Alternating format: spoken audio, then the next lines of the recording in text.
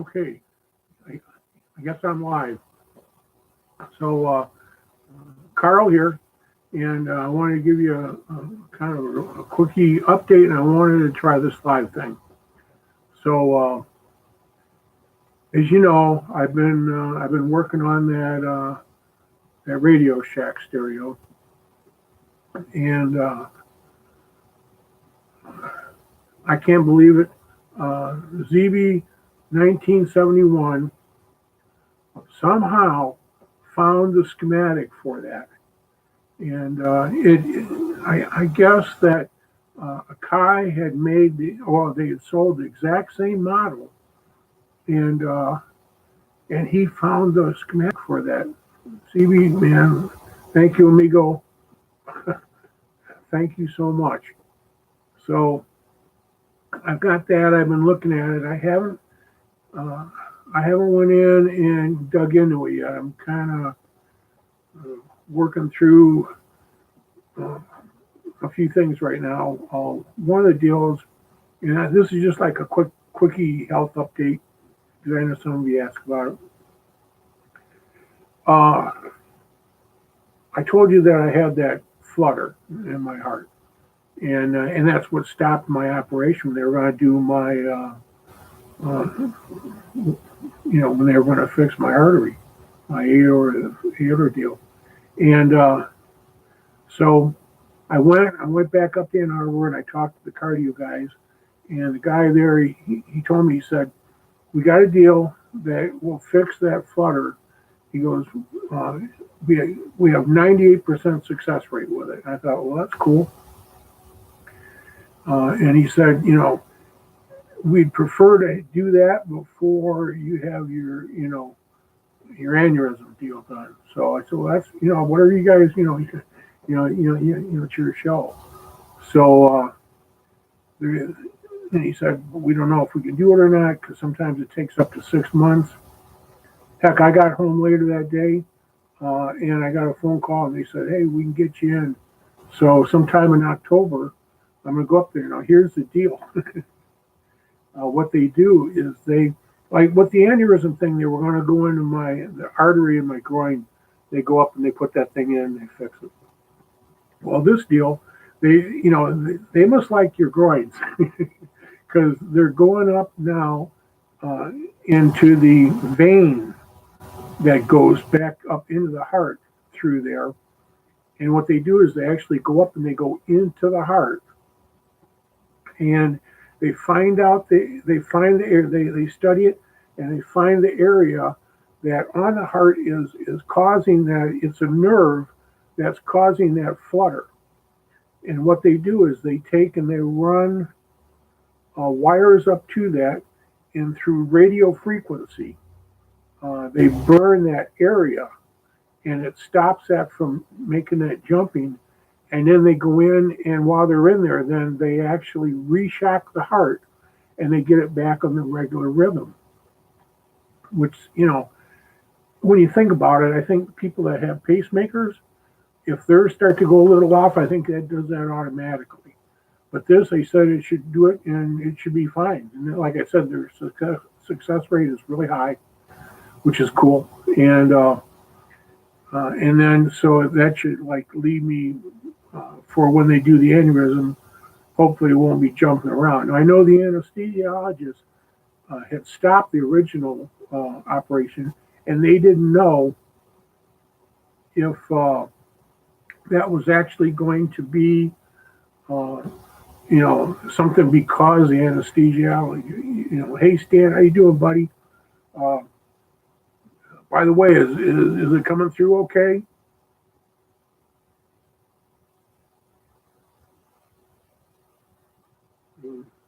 I got Stan here from his what on YouTube, TOAG. The I believe it's the outside uh, air garage. I know he works. I know he works on a deep a lot of stuff in there. So yeah, all right, cool. Thanks, Dan. Uh, so anyway, they're going to go in and, like I said, then they're going to and it should be running. And now here's a cool thing about that. When I was talking to the guy, he told me, he said, because I asked him, I said, well, the anesthesiologist thought that, the anesthesia that they gave me might have started that. He goes, I'll tell you what. He goes, that isn't what. He goes, that's been in there. It might not have been as active, but that's been in there a long time because they lift your heart. And if you have that where it's beating, because it's beating harder, just like any muscle, it will get bigger. And that area of my heart was bigger than what it should be because it had to work harder. So, and that lets them know, hey, he's been doing it for a while. So I'm thinking if, and I know I've got COPD, and anybody out there that, if you're smoking, please stop. If you're ever thinking about it, don't even think about it. It's nuts. Don't do it. It'll screw with you. But I had the COPD, and that does screw up my breathing. I can't walk like I used to. I can't do a lot of stuff because of that. But I was like it was like really making me breathe bad, and more than what it should. And now, because of the heart deal, that kind of answers a lot of questions there. It's like, hey, if your heart's screwed up, you're not going to breathe real good either, because you're not going to get all the oxygen it needs because it's not pumping as efficient as it should. So I thought, hey, at least maybe they get this done. I might have a little more endurance, which would be great. Because just not being able to walk real far, I do stuff like it sucks is what it does. So, so that's kind of good news. It's kind of scary news, I mean, having people put wires in your heart. Well, I just, but it's not, they know what they're doing. They do it all the time. So, I'm gonna go with this is the best route to take, and just think positive. So anyway, I kind of went off one track and went on another, but the deal is, and so I've got a schematic for the stereo, and I'm going to start digging into it, and I'm going to see if I can get this thing working. I put it back together. I did everything I was supposed to do, and I'm still not getting anything going on. Like I said, I was getting something on the equalizer. And so that means there's a signal coming through, so I can at least dig down in there somewhere. And as far as I have to trace, and hopefully find the signal, and then start tracing it back and find out, where the glitch is, hopefully. So that's the plan. Like I said, I've got everything set up now, and I've just been kind of kicked back, not really doing much in the electronics lab. And I think every now and then you just gotta, maybe sit back a bit and say, hey, take a break. And because I was getting a little burned out because I was getting frustrated because I couldn't go any further. I took it all apart. I did what I could do. I cleaned up what I could. I replaced capacitor, replaced that IC, and I got ahead a little bit, but still. And at least now with the schematic, I'll know, okay, this should have this voltage here. This should be doing this, and that will help me a great deal. And I think we'll be able to get it. Hook or crook, we'll get that darn thing. So, well, that's all I wanted to talk about. Because, like I said, I haven't been making videos like I normally was because I've been off beat, and I want to get back on beat. So. That's what's going on there, and well, hopefully I'll have a video real soon showing some progress with the Optimum stereo.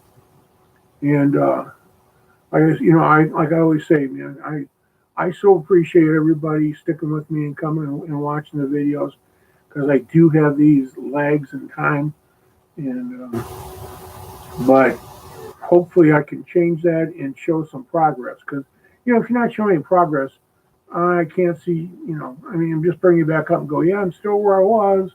Okay, see you later. I want to be able to show some progress. and maybe that'll help other people that are working on something like that too. But once again, ZB 1971, man, 3 cheers for you. Thank you so much for the schematic. Wow. Getting my hands on that, and it makes all the difference in the world. Because, I mean, I've worked on stuff before where I didn't have a schematic, but they're usually a lot more simpler than this. And they're not, this thing is like, well, I've never worked on one where, the boards are all, standing here and there, and then you have to plug everything in for it to work. So it really threw me off, but anyway, like I said, we're back on track. And anyway, let's see. Hey, Tim, how's it going, buddy?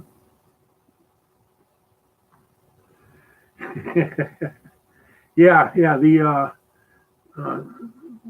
deal that they're going to do, that's crazy. And my girlfriend's she's a registered nurse, and she's had this done herself. And I'm thinking, okay, she goes, it's not that bad, but it just freaks you out thinking about it. I mean, you guys can relate. They're gonna, first of all, they're going in through your groin, and then they're going up to your heart with wires, and you're like, okay, and then they're gonna shock it. So it's kind of freaky, Yeah,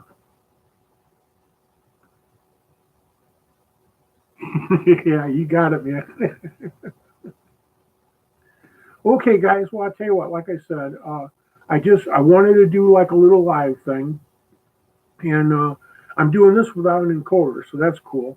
Because they were making it sound like you had to have an encoder and all that stuff, and that, but you really don't. So thank you guys for watching, and I think this will come up as a regular video. So others that didn't catch it now will be able to catch it later. And until then, man, everybody, thank you again for watching. Take care, everybody, and I'll be talking to you real soon. Bye now.